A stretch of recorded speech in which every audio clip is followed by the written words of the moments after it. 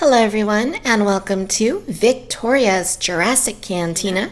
Today we're having a look at the Hasbro Jurassic World, Dino Hybrid, Owen Alpha, and Velociraptor Blue vehicle set. So this is Hasbro's latest offering in the vehicle set assortment of their Jurassic World line. And it's something that people have been wanting for some time. It kind of makes sense when you're doing Jurassic Park figures to include humans because humans exist alongside the dinosaurs. So we're finally getting a human for the Jurassic World line. So here it is. As you can see from the packaging, we pretty much get the same exact look that we had from earlier Jurassic World product. You basically get what looks like dinosaur skin for some odd reason. You get the Jurassic World logo on the upper left. On the right, you get the T-Rex, who looks quite hungry, and you see those little hexagon shapes that I don't know what they mean, but yeah, they're there. You get a little arrow down here that shows you how to operate Blue's action feature, and then it shows you that you get a little flashlight that comes in here as well. Then of course it says Dino Hybrid on the right side. At the back we get a look at the Owen figure on top of the motorcycle. We get a look at Blue, and then it kind of shows you how to use the little flashlight once again. It says jumping action, LED light reveals, and then Owen and Velociraptor Blue. With hybrid dinos on the loose, Owen Alpha and Velociraptor Blue charge into the action. And I'm not really sure why they're writing it that way. Owen and then Alpha. I mean, that wasn't his nickname in the movie. I mean, yeah, he could have been the Alpha of the Raptors, but that's just very strange. So this is essentially what you're getting here. It would have been nice if they would have changed the overall look of the packaging, but it seems like they're just integrating these New York figures and dinosaurs into the existing line, so they didn't want to change it up too much, but nonetheless, they did a little bit with this different kind of patterns and then the Dino Hybrid designations on the packaging. I guess these will be coming next, maybe. The Ankylosaurus and the Indominus Rex hybrids. And then, of course, we've looked at the hybrid T-Rex. So I'm going to go ahead and get these two out of the packaging. I'm pretty eager to see what they're going to be like. I don't have very high hopes for this set based on what I'm seeing already, but I'm going to remain optimistic because I'm an optimistic person. So let's get to it. All right, you guys, so first things first, we get a little manual that's included in here, and basically it says Owen Alpha and Velociraptor Blue, and if we open it up, it shows you that the LED light reveals a skin pattern, shows you how to change the batteries in the flashlight, some basic information there, and yeah, run-of-the-mill sort of a packed-in instructions. Looking at the items here, we're going to go ahead and focus. Let's start off with Blue. Since she is a repack of the Bashers and Biters Velociraptor Blue, we'll just get our comparison of the two figures out of the way. So here is Blue, and once again, she is a repack of the Bashers and Biters Velociraptor Blue from last year. I do feel that Blue was one of the better dinosaur figures from that assortment. That doesn't mean she's great by any means, but she isn't too bad, and I also appreciate the fact that she is in scale with the Kenner Raptors, so that was also a cool little aspect of Blue. But it is a little bit of an awkward figure. She's just in a very strange pose. If you try and get her to balance only on her two hind legs, she kind of does this thing where she's just like looking up, and it kind of looks like maybe she's bowing before the dinosaur gods so that they spare her from extinction. You get a few screw holes, which sucks, but it's not as many screw holes as some of the earlier Jurassic World toys had. It's not a terrible toy, but I mean, this isn't Kenner quality for sure. If you want to get her to stand in a little bit more of a crouching position, you can do that, but you're going to have to balance her on her front claws like that. I think it looks a little bit better this way. But yeah, it's just too bad that she's not in a more neutral position. That way you can kind of have her just standing on her shelf and looking great. Hasbro always has to do this sort of thing where they put them in these crazy poses for who knows why. Looking at Blue up close, you can see that she has a pretty soft sculpt when we compare her to older dinosaurs. Again, like the JP Raptors. Just look at all the texturing and detail that's on this really awesome toy. And then compare it to what Hasbro did. It's just very light on detail, light on paint. Same exact thing we've seen before, but let me go ahead and grab the Basher and Biters Blue so that you can see them side by side, and we can look for any noticeable differences on the two. I mean, I'm not seeing anything different at all. If anything, maybe the Basher and Biters one's a little bit darker. Is she a little darker? She looks maybe slightly darker. The blacks look a little darker too on her back here. Obviously, you don't get the harness that the Basher's version has, nor the goofy cannon that it comes with as well. This one doesn't have that, but she does have the camera, which interestingly, if you look at the Basher's Blue, she's got a bit of red paint on the camera. If you look at the one that comes with Owen, the light is off. They didn't paint it. And this is a very clear indication of how cheap Hasbro has been with this line. It probably wouldn't have cost them more than a penny to apply the paint there on the camera, but they didn't do it.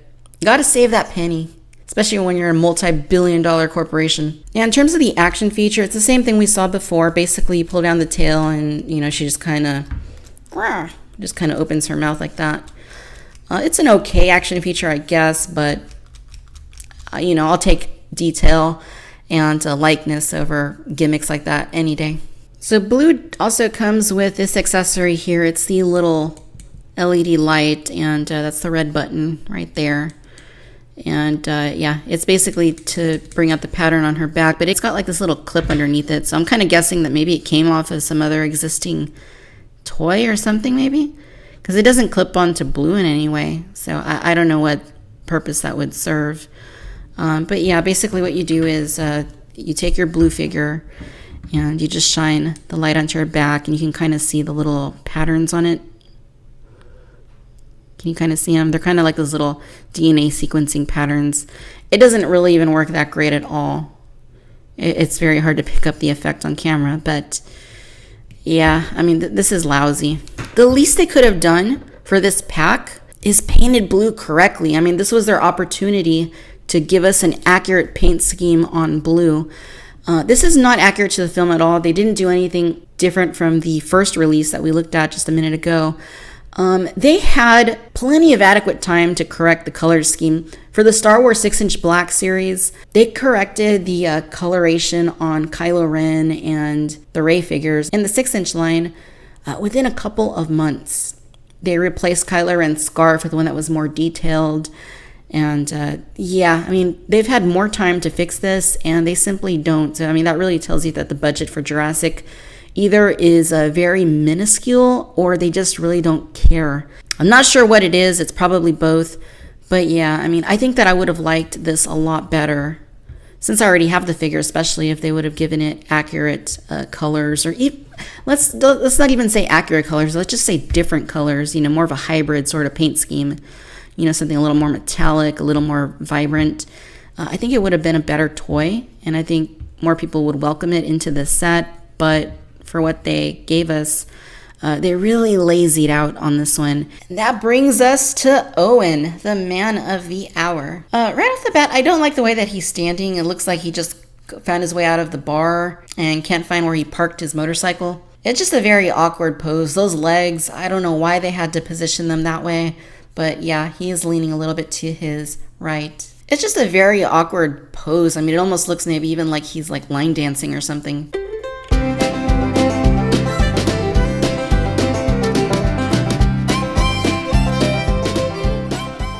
The awkward pose aside, though, I guess the proportions on the figure look fairly natural, maybe. It's just hard to get past that really wacky toe-tapping sort of pose that he's got going. I'm going to give you a close-up here of the head so you can see what we are looking at. Does it look like Owen? No. It looks like they did an okay sculpt. I mean, I guess. The hair doesn't look quite like what he had in the film. As Hasbro often does, they'll do an okay sculpt and just kind of finish it off with lousy paint. And the paint on this head is very, very lousy. The eyes look okay, but just look at the hairline. It's like the paint is just all over the place. It's missing paint in some areas. They gave him these weird 1990s style highlights for reasons I can't even fathom. Yeah. And then look at the beard. Look how splotchy it is on his cheek. That's just terrible paint. Look at his chin. He doesn't even have his beard on the bottom part of the chin. What in the hell? Wow. The rest of the body, where is the detail on this? Look at this. Wow. I mean, it's like they barely like grabbed, a piece of clay and just kind of, just worked out the details really quick. And then they're like, okay, let's call it a day. I mean, there's no detail in here. Look at the pockets. You can't even see them. Look at the pocket on his shirt. Look at the collar. It's like, where is the sculpting detail on here? This is just lazy, shoddy work. There's just no detail on here whatsoever. The arms look really weird. Look at his hands. Those look like Ken doll hands or something. The legs, they're just kind of these, again, in a very awkward position. He's got like gray jeans on or gray pants. And then the boots look film accurate to me. Those are probably the best thing about the figure is the boots. And they did give him some extra paint. They painted the soles of the boots. But yeah, look at the rest of it. This is just very disappointing. Very, very disappointing. Oh my God. Wow. I mean, come on. This is just atrocious.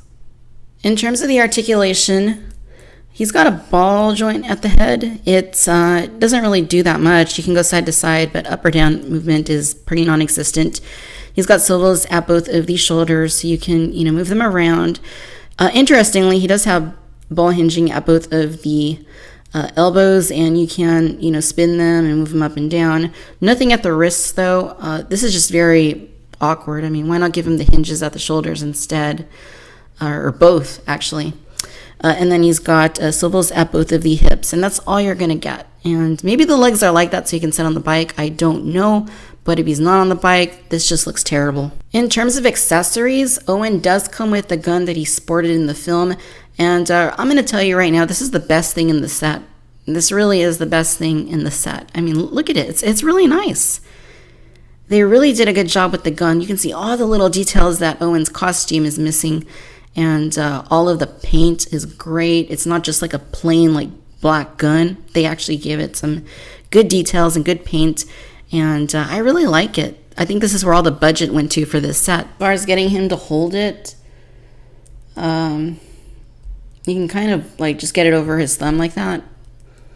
But he can't really like hold it in both of his hands, which, makes sense with a rifle. I mean, just the way that they articulated it, it's just very awkward. You can make him grab the back of the gun over there, and then he can hold it like that, I guess. That's about as good as you're going to get with it. I mean, other than that, he's not really going to interact that well with this gun. And now the motorcycle. Owen rode his motorcycle in the film. He seemed to be quite fond of his motorcycle. And the bike itself does not look that bad, to be quite honest. I did read online that this is actually a repaint of the bike that was used in one of the 2008 Indiana Jones action figure sets. But it's not really that accurate to what Owen had in the film. Not that kids would care because they're not going to notice the difference. But it looks decent enough. It's basically like this very dark green with black. And they did give it some paint detail there, some silver, some champagne coloration. The wheels look kind of cheap. Tires are just... actually, they do kind of feel a little bit rubbery. You can steer the bike. The steering wheel does move back and forth like that. The wheels spin. Underneath it, there's not really much to see. I guess this is where he puts his feet, these little rubber things that are very floppy and cheap. And yeah, that's basically what you're going to get here. There is a kickstand right here on the bike, but it's terrible. I mean, you just swivel it out like that, and look how much it leans.